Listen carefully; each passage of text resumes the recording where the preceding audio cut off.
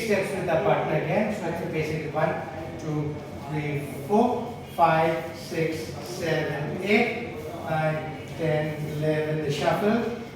Now what I'll do is one option is I bring my partner in, I move her back and okay, yeah.